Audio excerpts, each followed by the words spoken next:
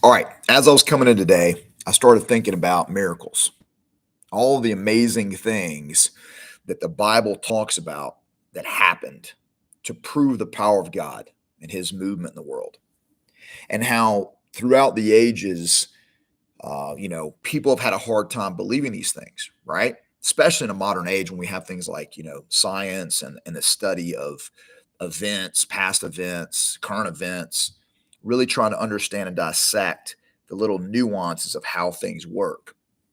And so I started thinking about these miracles and how, there's some miracles that we kind of give a pass to, early on.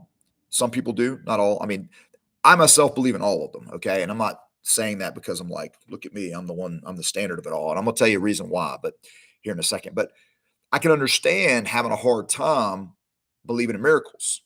Some of the Bible's miracles are pretty crazy.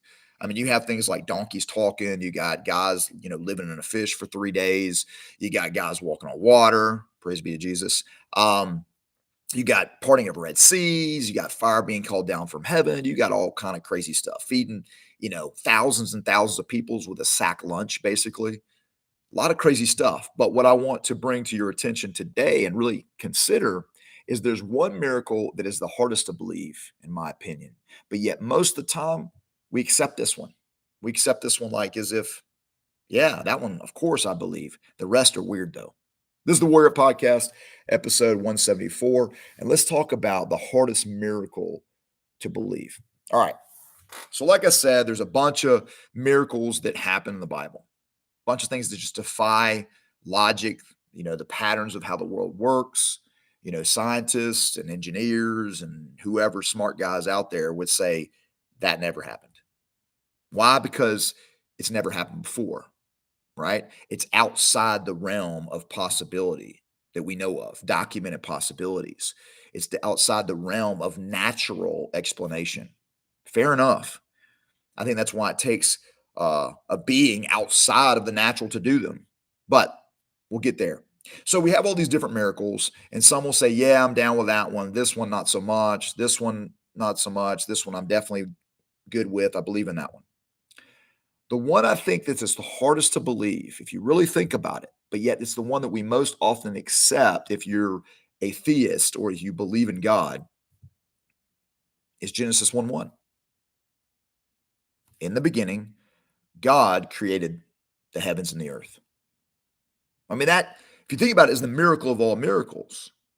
I mean, if that one is possible, that there's a being who created the heavens and the earth, and you have no problem with that, is anything that comes after Genesis 1 1 really impossible?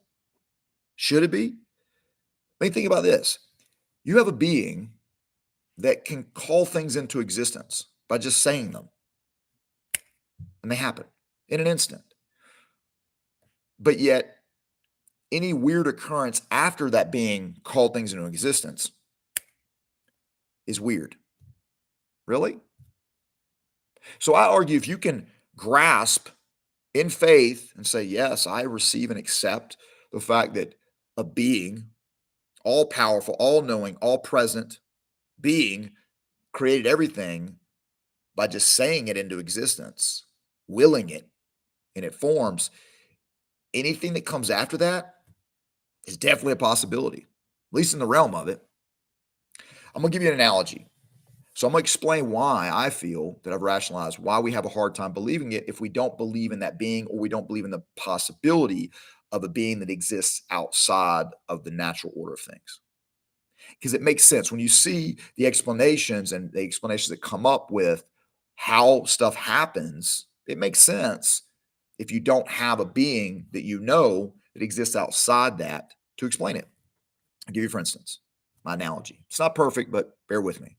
So let's say that there's an empty plot of land, and a magician goes out to this empty plot of land, and he, poof, forms a fully functional modern house out of nowhere in an instant. Boom, it just appears. David Copperfield style, right? All right, this happened. We're going to assume that this happened. This happened. There's no denying it. You were there. You saw it. It was no trick. Boom, it's done. Okay, let's say that the next day The day after, we bring engineers, scientists, plumbers, electricians, construction workers, anybody and everybody out to observe and check out this house, to verify it, to look at it, to examine it and all the nuances that exist there. But we don't tell them about the magician. We don't tell them about what happened the day before. We just tell them to explain to us how long, based on their knowledge, understanding, and skill set, how long it would take to build that house. I'm sure that each and every one of them would look at their part and say, okay, based on what I know about my field of expertise, it would take this long for this building to be created. It would have to be created and formed and molded in this particular way. It'd have to be done. There's no way around it. At the bare minimum this way, in other ways this way, but ultimately along the same thing. And they would all come up with different timelines, but I guarantee they would be pretty similar. They wouldn't be crazy. I guarantee that. But what I could guarantee, I can almost promise, not one of them, not knowing about the magician, not one of them would say, oh, this got formed yesterday, just out of thin air. Not one of them, without knowing about the magician, without knowing that he did this. Now, we could even go deeper and ask them, hey, let me ask you something. The wood that's used, the metal that's used, the ceramics that's used, everything that's inside, the substances that are inside that building, how long would it take for those to form? I'm talking about in the world to be extracted and then used, turned into the materials to make a building. How long? And I'm guarantee you the scientists would dive in there and say, X long for the metal and X long for the wood and yada, yada, yada, and so forth. Very impressive stuff, right? And they would come up with, millions of years, thousands of years, whatever. I don't know. The smarter people prevail kind of thing. But I guarantee you not one of them would say, oh, this got all formed yesterday. Thin air. So their explanation of this building makes perfect sense based on the parameters of how they got to explain it. But if you somehow could prove to them, hey, listen, I know normally this is how buildings are formed, but I'm going to prove to you, and you could prove it, that a magician did this yesterday. And if they tried to go and tell their peers that, hey, listen, I know normally this is how stuff does, but this one instance that defies everything else, it happened like this. Well, they would be viewed with skepticism for sure, to say the least. So what's the point with all this? A lot. You can take whatever you want to from this, but ultimately for me, I don't have a problem with Genesis 1:1. I don't have a problem with it. I believe the God of the universe created the heavens and the earth in an instant. I believe that he called into existence. And I think if he took 20 years, 10 years, 5 years, 6 years, 80 billion years in our naturalistic timeline to do it, okay. I don't know how long he did it for. If he did it in a nanosecond, he did it in a nanosecond. Now, I understand that we're spoken of days and creation, all that. I get it. I just receive what it says. That's me. I think that's what we have to do.